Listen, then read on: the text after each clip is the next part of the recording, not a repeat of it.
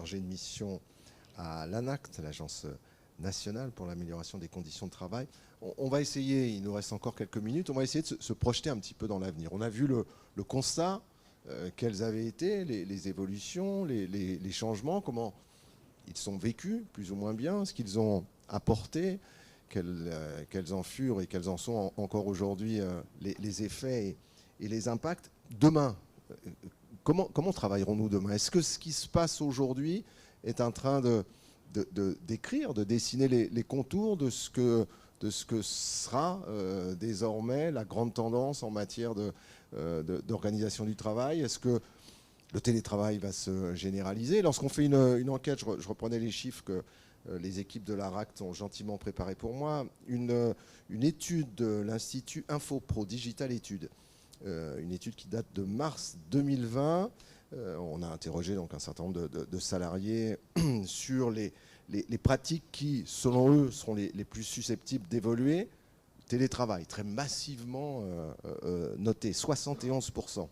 L'aménagement des espaces de travail, on vient d'en parler, 48%, qui estiment donc qu'il va falloir faire bouger les choses, ou ça va bouger sur ces questions. Les rythmes de travail, 42%, on est là aussi à presque la moitié. Et puis, question importante également, qu'on a là aussi commencé à traiter, le rapport à l'entreprise. Le rapport à l'entreprise, la place, la considération et la place même que l'on peut ou que l'on veut avoir dans l'entreprise. Tout ça, ça bouge. Oui, alors personne n'a de boule de cristal, hein, mais effectivement, avec le précédent de la crise sanitaire, on a mis à l'essai des nouvelles organisations, le télétravail, les organisations hybrides, alors à géométrie variable, hein, selon les structures. Mais on voit qu'à titre d'exemple, un indicateur, ça peut être par exemple l'objet télétravail dans la négociation collective, même si effectivement toutes les entreprises ne sont pas concernées, hein, mais de plus en plus d'entreprises négocient même avec des salariés. Hein, donc l'objet du télétravail, depuis 2017, est le seul objet de négociation qui n'a cessé d'augmenter, même si ce n'est pas une obligation collective. Donc on voit que ce sujet-là, eh bien, il est suffisamment important pour que ça amène à un véritable dialogue social. Donc c'est un indicateur quelque part de ce qui nous attend. Et puis peut-être aussi qu'au-delà du télétravail, il y a la question de la mobilité. Qui s'invite aussi dans l'agenda du dialogue social, la question des enjeux environnementaux. Notamment, c'est peut-être aussi un indicateur de ce qui nous attend. 26 avril dernier, de nouveaux indicateurs environnementaux qui sont convoqués dans la base de données économiques et sociales. Donc là aussi, toutes les entreprises ne sont pas concernées, mais malgré tout, ça peut être un indicateur. Donc en tout cas, par rapport à ces transformations-là, une chose est sûre, comme on l'a vu, la question du manager, hein, de la régulation, des régulations individuelles et collectives avec les salariés, les fonctions RH. Hein, je vois que quelqu'un réagissait aussi, fonctions RH qui ont été très très fortement sollicitées et qui devaient être aussi en appui des salariés, des managers, les partenaires sociaux aussi qui ont tant bien que mal ont tenté d'être au rendez-vous de leurs objectifs avec la difficulté de rentrer en contact avec les salariés et la question de l'hybridation présentielle-distancielle du dialogue social. Donc on est véritablement dans une période de transformation et on chemine petit à petit. Je voulais juste, malgré tout, revenir un tout petit peu sur ce qui avait été dit, il a été pointé la question des risques psychosociaux finalement des managers, qui est un point important. On a parlé de leur travail réel. À l'heure de concevoir les espaces, hein, le travail, les besoins. On a beaucoup insisté sur cette question des besoins. Je pense que c'est quelque chose véritablement important, hein, de considérer les besoins de l'activité de travail, quelles que soient les transformations à venir. notamment la question des espaces, la question de l'activité de travail, elle est au cœur de la concertation et de la négociation. Et puis, je voulais juste aussi revenir, petite parenthèse, excusez-moi, je ne vais pas être trop longue, mais effectivement, dans la question du management des individus et des collectifs, il y a la question de pouvoir, pour les managers, identifier des signaux faibles. Auprès des salariés. Et on parlait voilà, des besoins des managers, et notamment en termes d'espace, effectivement. Un bureau pour qu'on puisse venir recueillir les signaux faibles en présentiel, pas que en distanciel, mais c'est quelque chose de potentiellement important. Signaux faibles qui sont voilà, en organisation hybride, qui sont particulièrement importants à identifier, et vous l'avez souligné, hein, il y a des nouveaux risques potentiels qui sont mis en évidence par rapport au télétravail et aux organisations hybrides. Et pourquoi je reviens là-dessus? Parce qu'effectivement, femmes et hommes ne sont pas égaux devant ces questions-là. Donc, si vous voulez creuser sur la question égalité professionnelle et télétravail, eh bien, vous vous rendrez compte que toutes et tous ne sont pas confrontés aux mêmes situations de télétravail et d'organisation hybride. On l'a vu, l'INED l'a montré, les femmes ont moins que les hommes accès à des espaces dédiés sans enfants. La question sur certaines fonctions eh bien de l'isolement ou de devoir gérer sur certaines fonctions support où les femmes sont surreprésentées, de devoir gérer une multitude de nouveaux outils. Et de pouvoir retrouver l'information dans tel et tel service. La question des violences sexuelles et sexistes également, qui, à travers la question du numérique, prend une nouvelle forme potentielle, hein, avec les questions de cyberharcèlement. Et vous l'avez souligné également, la question des violences domestiques. Donc, manager les individus, c'est manager une grande diversité de situations de travail, et la question du femme-homme n'est pas neutre, et c'est un des éléments sur lesquels on peut accompagner les managers pour que demain, on parlait de demain, et bien pour que demain, et bien les organisations soient plus, quelle que soit leur transformation, soient plus sensibles au genre. Et donc, cet enjeu-là de QVCT intégrant les questions d'égalité, eh bien, c'est des enjeux qui sont apportés par les directions et à traduire concrètement par les différentes strates, quelles que soient les transformations qui nous attendent. QVCT, c'est bien évidemment qualité de vie et conditions de travail. Je me tourne vers vous, madame, qui êtes intervenue tout à l'heure, manager donc d'une entreprise, d'agence d'intérim. Chez vous, vous voyez ça comment, l'organisation du futur? Est-ce que ce qui s'est passé au cours des 2 dernières années va laisser des traces indélébiles? Est-ce que sur cette base-là, vous avez décidé de vous organiser différemment? En fait, nous avons été confrontés à ce choix très, très rapidement, en ayant une équipe partiellement à l'agence et une autre en télétravail, on va dire ça comme ça. La question a été clairement posée, mais pas simplement par rapport à la crise sanitaire, mais surtout par rapport, concrètement, lorsque vous avez des blocages, lorsque vous avez des grèves, lorsque vous avez des collaborateurs qui habitent à Sainte-Anne et que vous êtes basé à Jarry, la question se pose bien avant la crise sanitaire. Et nous avions eu la possibilité d'y penser parce que c'était quelque chose qui était récurrent ces 2 dernières années, lorsque vous avez des mamans qui ne peuvent pas venir travailler parce qu'il n'y a pas d'eau dans les écoles. C'est un sujet qui était bien avant la crise sanitaire. Et oui, clairement, on doit être dans l'hybride, mais dans l'hybride intelligent. C'est-à-dire que ce n'est pas tout pour les salariés ou tout pour l'entreprise. Notre fonctionnement, par exemple, aujourd'hui, on a fait le choix d'équiper nos collaborateurs, mais pour que ce soit une solution pour eux, pas pour les fliquer, pas pour qu'ils puissent travailler matin, midi et soir, mais qu'il n'ait pas le souci de se dire « je ne peux pas venir travailler parce que je suis bloqué au grand fond, comment je fais ?» L'option est le télétravail. Ça reste de l'option, ce n'est pas une obligation, ce n'est pas la nouvelle norme, ce n'est pas la nouvelle organisation, mais c'est s'assurer qu'on puisse répondre à des problématiques qui interviennent tous les jours. On répond à des problématiques, on n'installe pas une nouvelle organisation fixe. Merci, et merci d'avoir Je cité voudrais Santal. intervenir, si possible. Oui, allez-y, Coralie. Oui, je voulais intervenir depuis l'intervention de Florence et les différents échanges qui sont venus après. Et donner peut-être une autre idée et une autre vision aux personnes qui nous écoutent, parce que là, dans nos échanges, c'était beaucoup, oui, il est nécessaire effectivement pour le manager d'avoir un espace physique.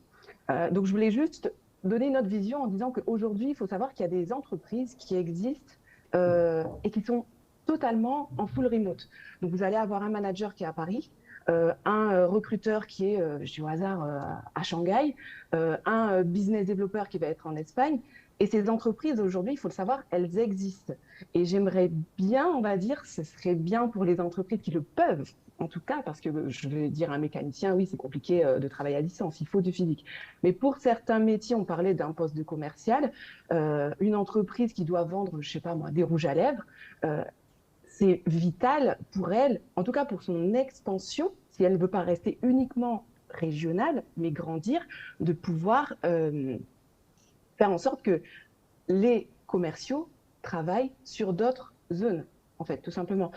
Et ça, je trouve dommage qu'avec, et je reprends, je supporte, on va dire, l'idée de Florence, qu'avec tous les outils digitaux qui existent et qui sortent, on va dire, tous les jours pour nous aider dans notre activité et dans notre développement, qu'on soit obligé à chaque fois d'être en agence physique pour le faire. On parlait du manager tout à l'heure. Je suis d'accord à un moment, je suis tout à fait d'accord, et c'est pour ça que le fait de travailler chez moi au calme, c'est génial, qu'à un moment donné, pour faire du reporting, pour prendre des décisions, il a besoin de calme, donc d'avoir un bureau. Si, effectivement, c'est pas possible de le faire chez lui, on parlait du télétravail, que l'employeur puisse mettre un bureau à disposition. Le flex office, je reviens dessus, moi c'est quelque chose que j'ai jamais aimé. Arriver tous les matins, changer de place et installer tous les matins son poste de travail, pour moi oui, effectivement c'est pas viable. Mais si le manager doit aller dans un bureau ou dans un espace de coworking peut-être 1 à 2 fois par semaine, soit pour travailler, soit pour rencontrer ses équipes, je trouve que c'est tout à fait réalisable. Ensuite, et je terminerai là-dessus, je voulais rebondir sur ce que la dame dans le public disait, puisque finalement on est sur les mêmes métiers, donc dans le recrutement. C'est un constat, et je l'ai remarqué aussi dans cette crise sanitaire, que ça soit dans les agences de travail temporaires ou, je vais citer par exemple la sécurité sociale, parce qu'en tant qu'indépendante, j'ai eu le besoin de les contacter et ça ne répondait pas.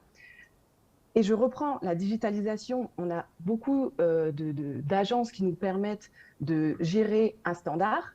Je ne comprends pas comment ça se fait. Parce que les personnes sont chez elles, on n'arrive plus à joindre personne au téléphone. C'est bizarre. Et juste pour terminer, comme je disais, sur l'agence intérim, pourquoi aujourd'hui, lorsque vos salariés, par exemple, changent, doivent venir, certains viennent, certains ne viennent pas, pourquoi c'est le désordre? Je l'ai un peu compris comme ça. Pourquoi c'est le désordre? Dans le fonctionnement d'une agence intérim, pour moi, dans tous les cas, la base de données, elle est digitalisée. En tout cas, on a des outils pour le faire, donc digitalisée. J'imagine Sandrine qui vient lundi, elle fait l'accueil, elle remplit les fiches, ça va dans la base. Demain, on a Myriam qui arrive, elle devrait retrouver sur cette base toutes les données qui ont été saisies par sa collègue. Et on devrait pouvoir suivre de façon digitalisée toutes les actions qui ont été menées la veille par sa collègue. Et c'est là où je ne comprends pas pourquoi c'est uniquement une option et pourquoi ça ne pourrait pas être une facilité au quotidien pour les mamans, pour les personnes qui ont des contraintes au quotidien. C'est là où je trouve que malheureusement, dans notre évolution et dans notre regard par rapport à ce qui est fait dans le monde, le fait de ne pas se digitaliser, ça nous empêche d'évoluer. Et quand je dis évoluer, c'est évoluer en termes économiques. On ne peut pas s'internationaliser si on a besoin tout le temps d'être en physique, en fait. Donc c'était là où moi je suis pour la digitalisation. Je comprends qu'il y a besoin à un moment donné d'être de temps en temps en physique pour la réflexion, mais il y a des solutions. Voilà, je termine là-dessus. Merci Coralie. Les solutions, c'est Florence qui nous en parle. Juste un instant, Florence, parce que dans le public, le dialogue c'est instauré. On vous écoute. On t'appellera.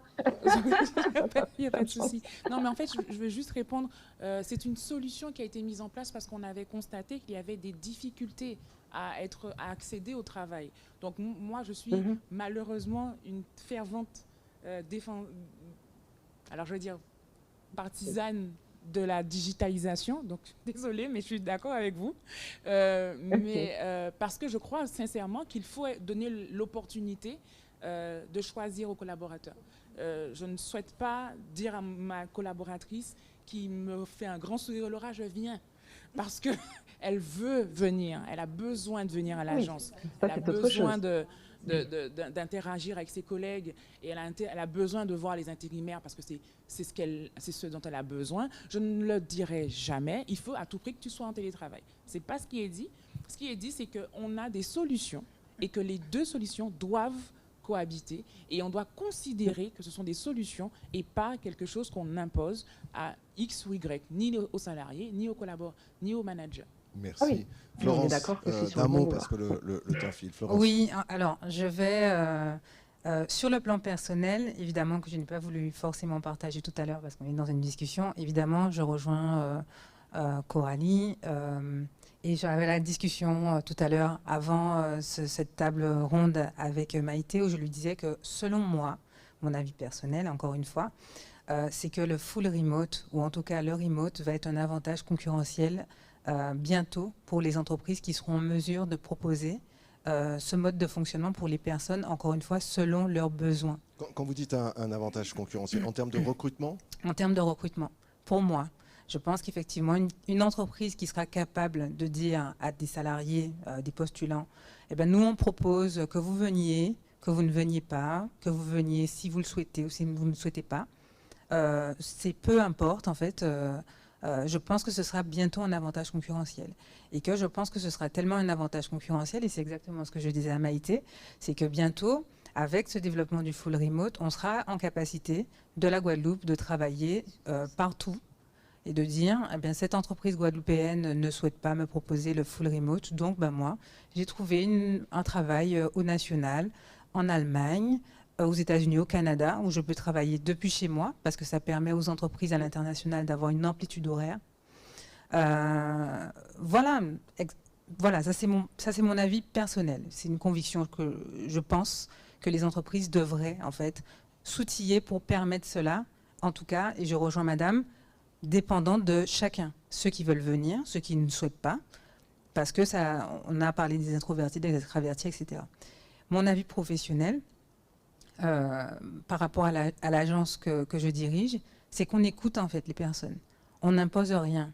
C'est-à-dire que un dirigeant qui explique qu'il a besoin pour X ou Y raison que ses salariés, que ses équipes soient en présentiel, nous on va mettre en place les solutions qui vont lui permettre, comme disait Coralie, de retrouver ses bases de données, de savoir ce que chacun a pu faire, de faciliter et de digitaliser. Tout à l'heure, Madame parlait de partir avec des dossiers sur son dos, etc. Nous, c'est effectivement ça ce point-là sur lequel on intervient. Et justement, on s'est rendu compte, et c'est sur ce point-là sur lequel j'ai dû rapidement travailler avec Madame Darcourt, c'est qu'effectivement, cette notion de digitalisation rentre rapidement dans une dynamique de QVT, qui n'est pas notre métier, c'est pour ça qu'on fait appel à ces services, parce qu'effectivement, on doit respecter la volonté de chacun et outiller les collaborateurs et les équipes pour leur permettre d'être bien dans leur travail. Et c'est cette raison pour laquelle je disais que lorsqu'on est amené, dans le cadre de nos prestations, à être en face des managers, en fait, on va également donner la parole aux salariés pour que justement on puisse mettre le curseur entre les besoins du salarié, les besoins du manager, et effectivement que tout fonctionne bien. Voilà, je vais m'arrêter là. Merci. Merci beaucoup, Florence. On arrive au terme de ce webinaire. Juste d'un mot, petit témoignage, ou en tout cas information supplémentaire. Vous évoquiez à l'instant, Florence, la dimension avantage comparatif que peut donner à telle ou telle entreprise le fait de proposer à ses collaborateurs cette possibilité du travail à distance, complet ou partiel. C'est y compris vrai non seulement pour des entreprises, mais pour des territoires. On pourrait se poser la question pour la Guadeloupe. Simplement, la Dominique, par exemple, je voyais ça il y a quelques semaines, a été classée, je crois qu'ils sont dans le top 10 des meilleures destinations pour le télétravail. Ils ont mis en place un visa, temporaire qui va jusqu'à 18 mois, je crois. Donc on peut décider de venir s'installer à la Dominique pour 18 mois, sans payer d'impôts, en disposant de... Voilà. Donc, bien évidemment, là, il s'agit de faire venir des gens qui pourraient être en métropole, en Angleterre, en Allemagne. Venez travailler à la Dominique. Si vous êtes sur un poste qui vous permet de travailler à distance, vous serez tellement bien installé chez nous. Et on a donc là une démarche, oui, directement d'attractivité de territoire. Clairement. Alors là, encore une fois, c'est mon avis personnel. Je pense qu'effectivement, on a beaucoup cette thématique du retour au pays, de la fuite des talents, de toutes ces personnes qui veulent revenir et de toutes ces personnes qui doivent partir. Et effectivement, pour moi, apporter des solutions à ça aussi, c'est faire venir ces personnes pour refaire venir nos talents, même si elles travaillent, effectivement, leur permettent de travailler partout dans le monde. Mais nous, entreprises guadeloupéennes, on gagnerait justement pour s'ouvrir sur l'extérieur et à l'international, à pouvoir proposer de l'embauche. Moi, qu'est-ce qui m'empêche d'avoir un commercial, et c'est le cas d'ailleurs, d'avoir un commercial en Hexagone pour développer mon agence à l'Hexagone. Je ne suis pas tenue de me restreindre au territoire guadeloupéen, parce qu'effectivement, on est quand même assez petit. Et je pense que ça va être... le Covid nous a permis... Moi, effectivement, c'est le même discours que je tiens avant Covid, et que j'ai plus d'aisance à dire post-Covid. Et le Covid nous a beaucoup aidés dans notre agence, parce qu'effectivement, c'est ce discours-là qu'on tient. C'est juste qu'on a eu une preuve, en fait, de ce qu'on dit. Et nous, aujourd'hui... on considère que le full remote, et c'est ce qu'on dit lorsqu'on est en contact avec les dirigeants, les chefs d'entreprise, le full remote peut être, ou en tout cas, mettre en place les outils qui permettent cette option-là aux futurs salariés, aux postulants, peut être un avantage concurrentiel pour leur entreprise vers l'internationalisation de leurs services et de leurs prestations.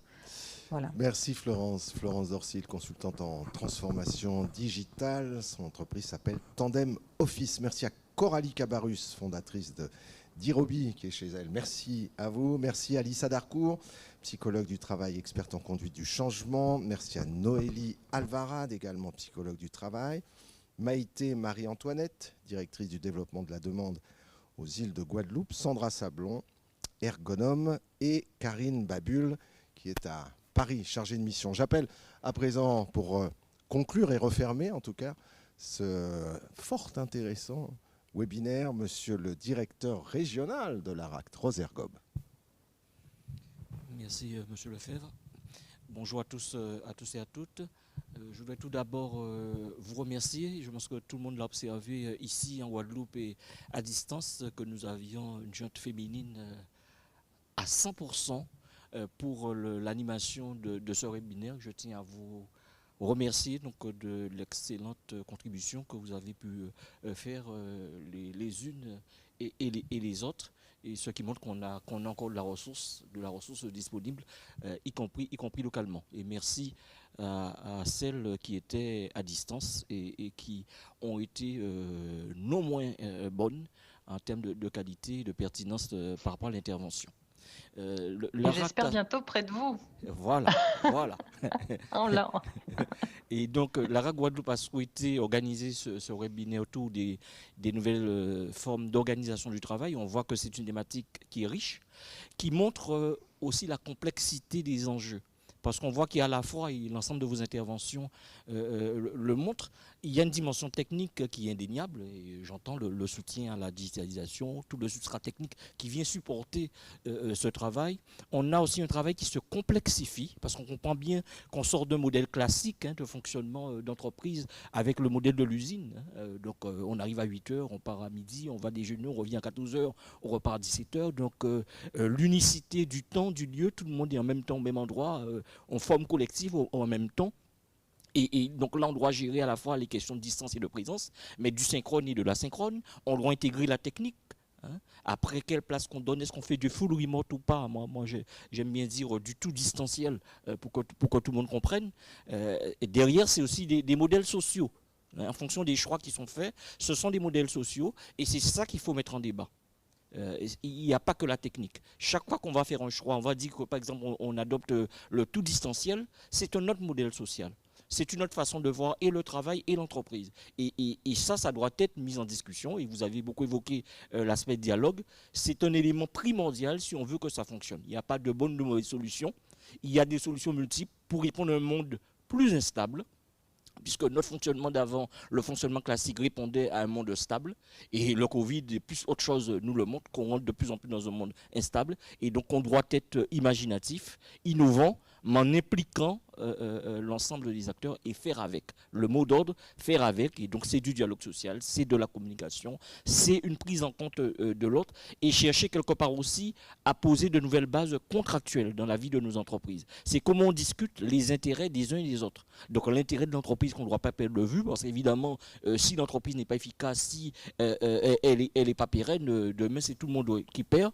Et en même temps, comment on prend compte aussi le besoin des individus, sans en faire forcément quelque chose de totémique non plus, puisque l'intérêt des uns ne va pas forcément dans l'intérêt collectif. Donc c'est comment on conjugue, comment on arrive à concilier ces demandes multiples. C'est tout l'enjeu des temps à venir et c'est un peu l'ambition de ce webinaire. Donc on espère avoir répondu à cela et on vous donne rendez-vous prochainement sur d'autres thématiques pour continuer à travailler, à réfléchir ensemble parce qu'on ne seront jamais assez nombreux pour pouvoir contribuer les uns et les autres au mieux-être au niveau du monde du travail, quel que soit là où nous nous trouvons.